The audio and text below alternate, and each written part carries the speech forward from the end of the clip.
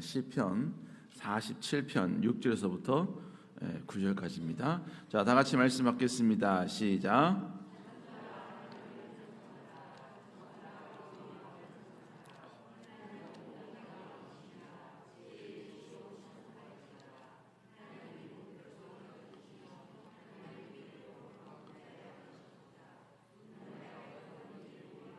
아브라함의 하나님이 백성이 되고 세상의 모든 방패는 하나님의 것임이라. 그의 높임을 받으시려다. 아멘.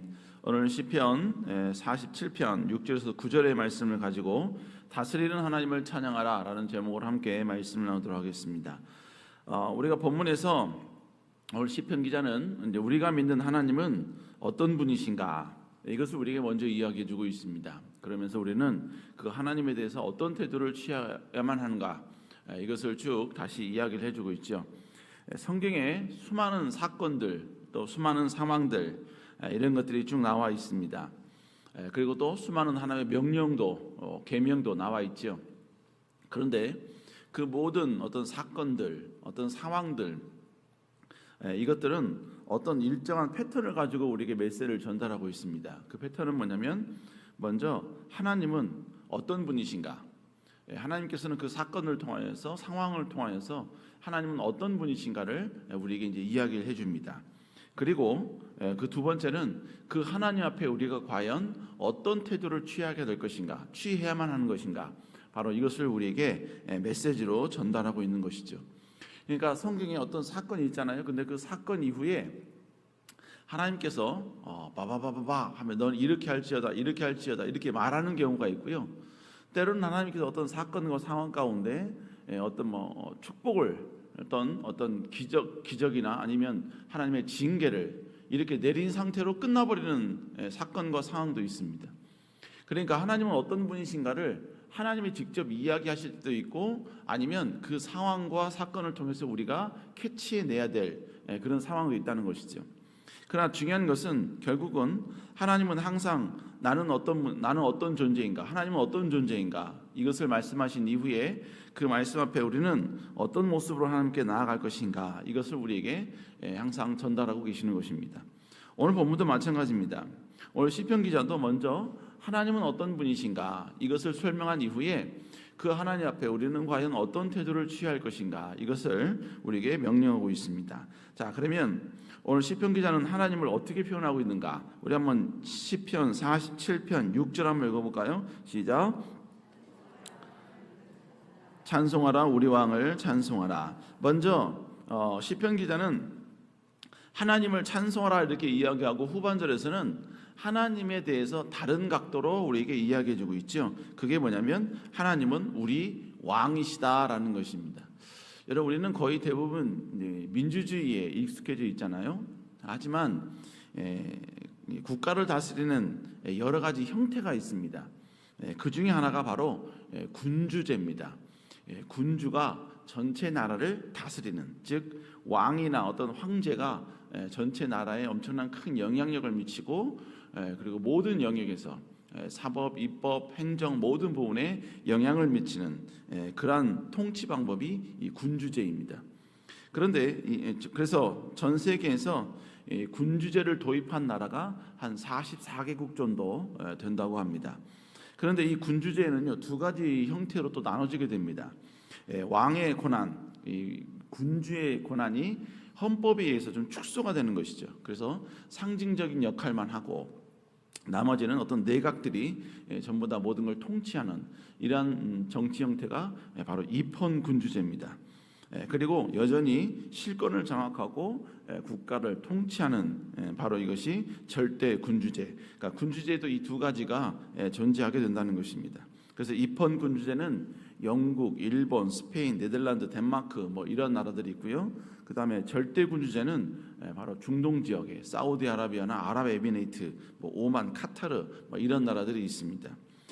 그런데 어떠한 형태의 군주제를 가지고 있다 할지라도 그 나라의 왕의 어떤 영향력은요, 한계가 있습니다. 즉 그의 나라, 그가 통치하는 나라 안에서만 그 왕의 어떤 권한이 적용이 된다는 것입니다. 그러니까 아무리 사우디아라비아 국왕이 대단하다 해도 여러분 대한민국에 오면 어떤 통치와 그 영향력을 발휘할 수 없는 것입니다. 오늘 본문에 보니까 하나님은 우리에게 왕이시다 이렇게 이야기를 하고 있습니다. 우리는 이 왕정 국가에 대해서 경험이 없기 때문에 이 왕의 통치가 어떤 것인가 우리는 잘 모릅니다. 그러나 그 당시에는 이 왕이 전반적으로 모든 나라를 다 다스렸기 때문에 이 왕이라는 개념이 어떤 개념인지 이들은 너무나 잘 알고 있었다는 것입니다. 자, 그러면서 오늘 시편 기자는 하나님은 왕이다라는 것을 이야기해 주면서 그런데 이 왕은 어떤 왕인가에 대해서 다시 한번 이야기합니다. 자, 우리 한번 7절 한번 읽어볼까요? 시작. 하나님은 온 땅의 왕이시며 지혜시로 찬송하리로다. 하나님은 어떤 분이시냐? 온 땅의 왕이라는 거예요. 그냥 지금 이스라엘만 다스리는 왕이 아니라 온 땅의 왕이시고 왕이시라는 것을 우리에게 이야기하고 있습니다. 여러분, 온 땅의 왕이시다. 이것은 지금 왕이신 하나님의 그 모든 권세와 이 통치 능력이 미치지 않는 것이 전혀 없다라는 말이 이 말의 의미인 것입니다. 왕이라는 권세는 높은 자리에 있기 때문에 강력한 것이 아니라 그 왕의 영향력이 바로 대단하기 때문에 그 왕이라는 위치가 위대한 것입니다. 그래서 여러분 바로 오늘 시편 기자는 계속해서 하나님은 온 땅에 영향력을 미치는 왕이시다라는 것을 계속 지속적으로 이야기합니다. 그러면서 8절에서 또 이렇게 이야기하죠. 우리 8절 한번 읽어볼까요? 시작. 하나님이 무 백성을 다스리며 하나님께서는 무 백성 즉 자기 모든 백성들을 여기서 무 백성이란 모든 백성을 말하는 것입니다. 하나님은 모든 백성을 다스리고 있다라고 지금 우리에게 이야기해주고 있습니다. 하나님께서 우리의 삶을 우리 모든 전 세계의 모든 걸 다 통치하고 있다.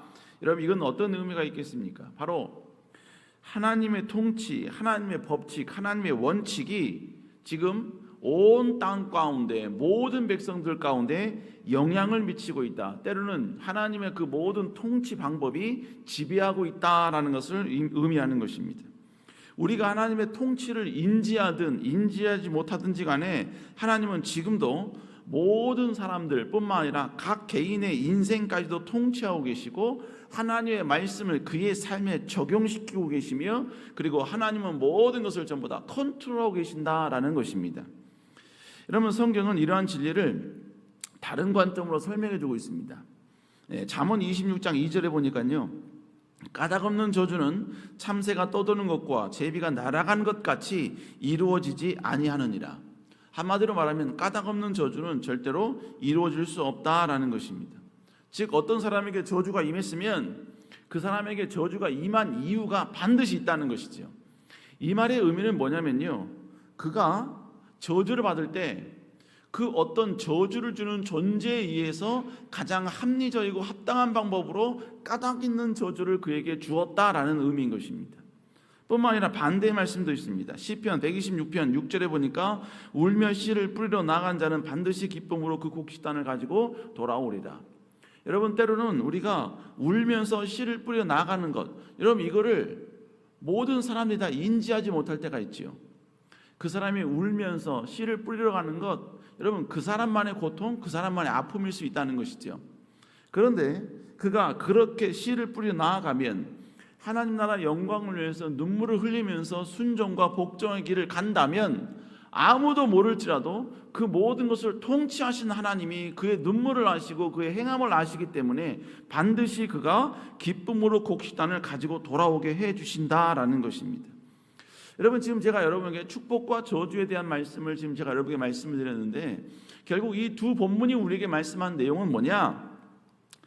바로 저주와 축복은 절대로 우연이 아니라 필연이라는 것입니다.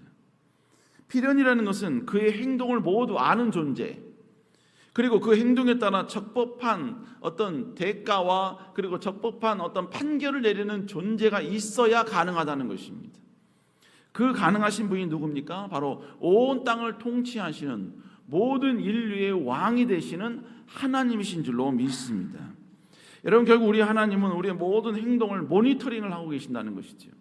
그리고 그 모니터링된 우리의 행동은 바로 하나님의 공법에 의해서, 하나님의 말씀에 의해서 그에게 축복이냐 저주냐가 바로 그에게 적용이 된다는 것입니다.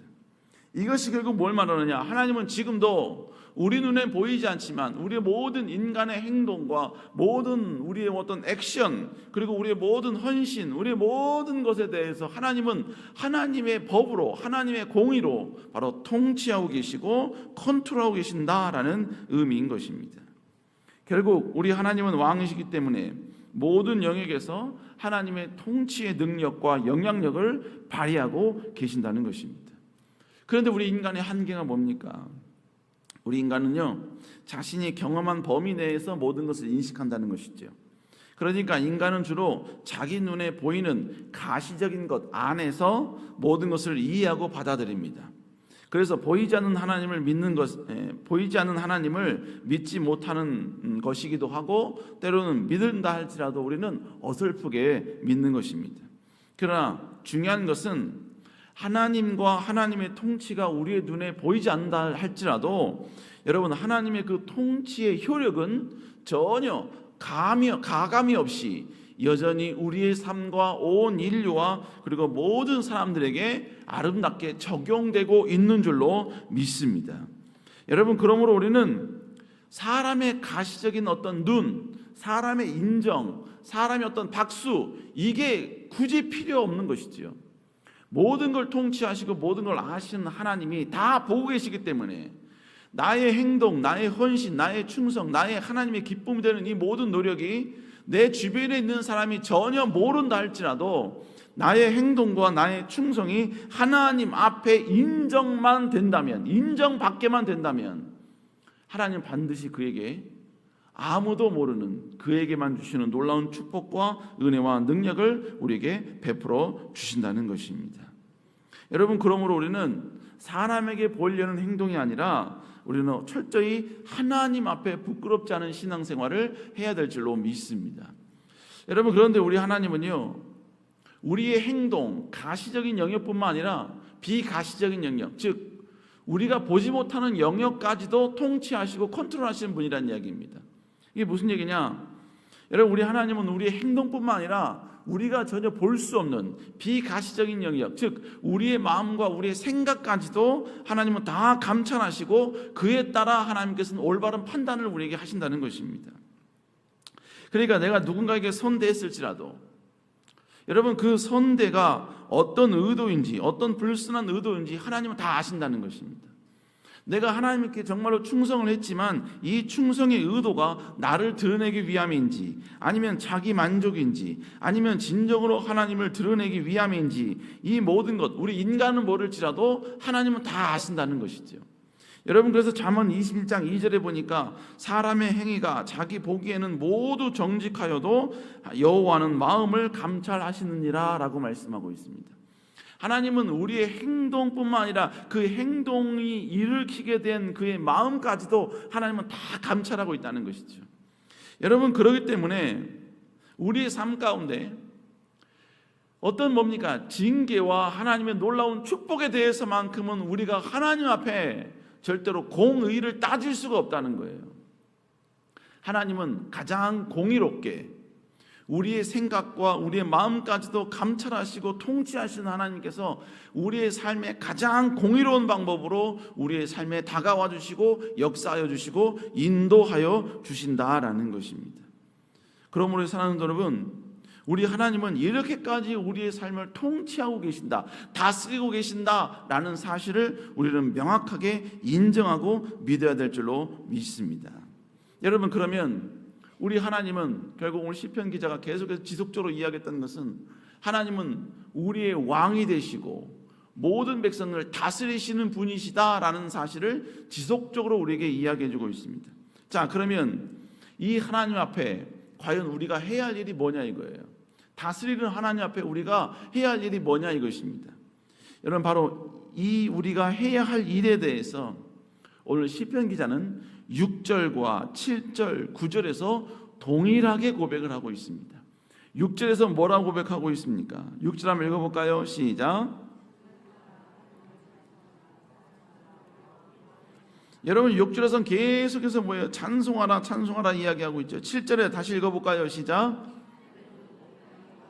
지혜로운 시로 찬양할지어다. 하나님은 온 땅의 왕이시니까 지혜의 시로 찬송하라. 여러분 계속해서 이야기하고 있습니다. 그러면서 8절에서는 하나님은 다스리고 보좌에 앉아 계신다라고 말하면서 마지막 9절에서는 이렇게 이야기하죠. 한번 읽어볼까요? 시작. 아브라함이 하나님의 백성이 되도다.